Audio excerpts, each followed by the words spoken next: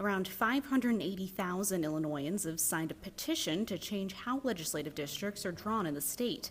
That's about double the number of signatures Independent Maps, a coalition advocating for redistricting reform, needs to put the proposed constitutional amendment on the ballot in November.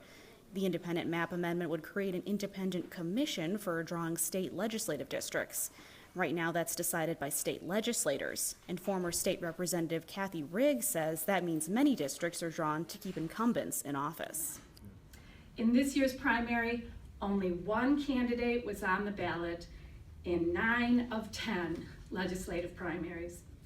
This November, voters won't have a choice in nearly 70% of the legislative elections.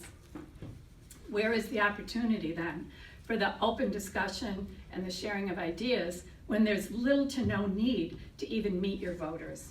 A director at the Center for American Progress Action Fund, Christy Hefner, says lawmakers don't have any incentive to get things done in Springfield, and citizens don't see the reason to vote. The midterm turnout for our elections hit a record low, not achieved since the 1940s. We are in a vicious cycle of being discouraged, not participating, not getting things done. A similar effort failed 2 years ago after a judge declared parts of the amendment's language unconstitutional. The Illinois State Board of Elections had also raised concerns they hadn't collected enough signatures of valid registered voters.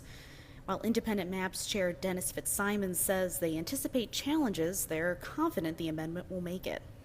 And we're prepared to go to the Supreme Court. We have a big difference this time around where our legal team has been involved since the beginning, listening to all the various interest groups, minority groups, reform groups who had input into the amendment, but they're prepared to defend the amendment because they're the ones who wrote it. That was not the case last time around. For Reboot Illinois, I'm Emily Olson.